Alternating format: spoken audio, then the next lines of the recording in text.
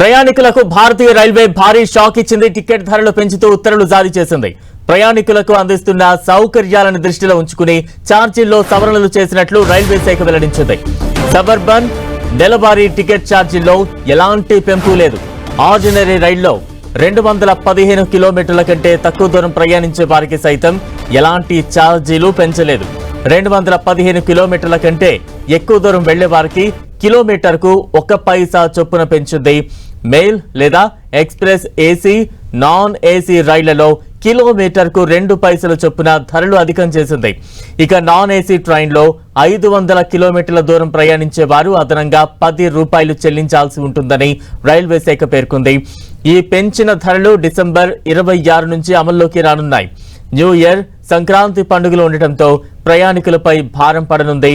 ఇప్పటికే చాలా మంది తమకు సరిపడా రైళ్లు లేవని వాపుతూ ఉండగా ఇప్పుడు భారతీయ రైల్వే శాఖ ఛార్జీలు పెంచుతూ వారికి బిగ్ షాకే ఇచ్చింది.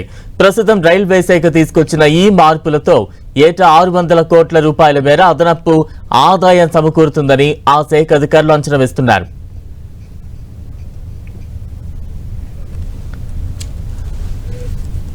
ఛార్జీలను పెంచుతూ రైల్వే శాఖ కీలక నిర్ణయం తీసుకుంది. తాజా అప్డేట్స్ అందించేందుకు ప్రతినిధి గోపి సిద్ధంగా ఉన్నారు. గోపి, బలరాం, రైల్వే శాఖ మరో కీలక నిర్ణయం తీసుకోవడం జరిగింది.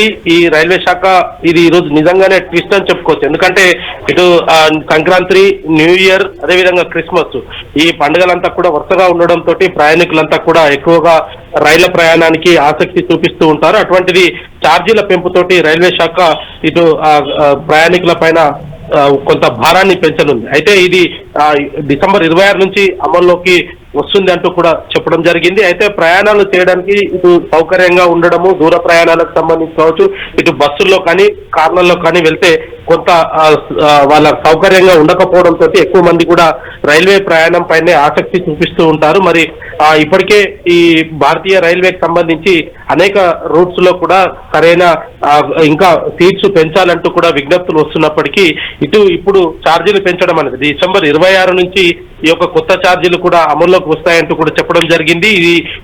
ఈ పెంపు మెయిల్, అదేవిధంగా ఎక్స్ప్రెస్ రైళ్లు, నాన్ ఏసీ, ఏసీ కోచ్లకు కూడా వర్తిస్తుంది. కానీ సబర్బన్ సర్వీసెస్, తక్కువ దూర ప్రయాణాలపైన కొంత ప్రభావం ఉండదు అనేది కూడా తెలుస్తుంది. కిలోమీటర్కు 2 పైసల చొప్పున నాన్ ఏసీ, ఏసీ కోచ్ల్లో ఛార్జీలు పెరిగాయి. ఉదాహరణకు ఒక 500 కిలోమీటర్ల నాన్ ఏసీ జర్నీకి ఒక 10 రూపాయలు అదనంగా భారం పడుతుంది. ఈ మార్పుతోటి ఈ ఆర్థిక సంవత్సరానికి అదనంగా 600 కోట్ల ఆదాయం వస్తుందనేది కూడా రైల్వే శాఖ అంచనా వేస్తుంది. అంటే ప్రస్తుతం దేశ ప్రజలపైన 2026 మార్చి 31కి 600 కోట్ల భారం పడబోతుంది అనేది కూడా కొంత స్పష్టంగా అర్థమవుతుంది. ప్రయాణికుల నుంచి దాదాపు 500-600 కోట్ల రూపాయలు ఇటు పెంచిన ఛార్జీల రూపంలో ప్రభుత్వానికి ఆదాయం సమకూరుతుంది. ఇటు సబర్బన్ ట్రైన్స్, అదేవిధంగా మంత్లీ సీజన్ టికెట్స్, ఈ టికెట్స్ కు సంబంధించి కూడా 2015 కిలోమీటర్ల లోపు ఆర్డినరీ క్లాస్ జర్నీలకు ఎలాంటి పెంచడం లేదు.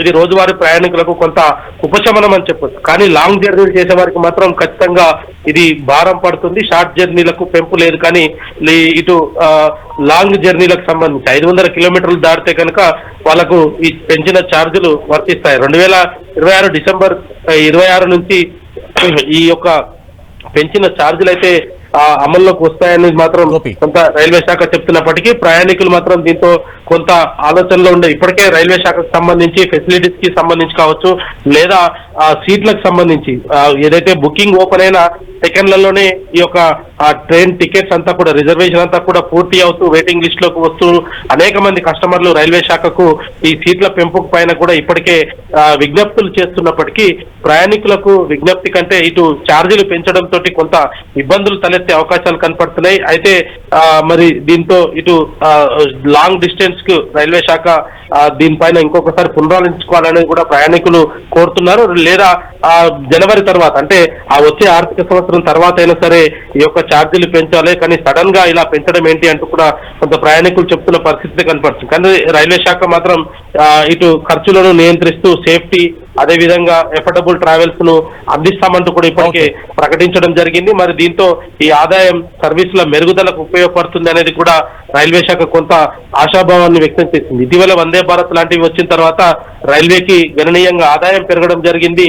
మరి ఈ సాధారణ ఛార్జెస్ తో పోలిస్తే వందే భారత్ లాంటి ఎక్స్ప్రెస్ లో 3 రెట్లు ఎక్కువగా ఉన్నప్పటికీ కూడా ప్రయాణికులు త్వరగా గమ్యస్థానానికి చేరుకుంటారన్న ఉద్దేశంతో ఎక్కువగా వందే భారత్ లాంటి ఎక్స్ప్రెస్ పైన మొగ్గు చూపిస్తున్నారు. సో ఇప్పుడు రైల్వే శాఖ మరి షార్ట్ డిస్టెన్స్ కాకుండా మంత్లీ పాసెస్ కాకుండా లాంగ్ డిస్టెన్స్ వెళ్లే వారికి ఈ అదనపు ఛార్జీలతోటి కొంత ప్రయాణికుల పైన భారం పడే అవకాశాలు కనపడుతున్నాయి.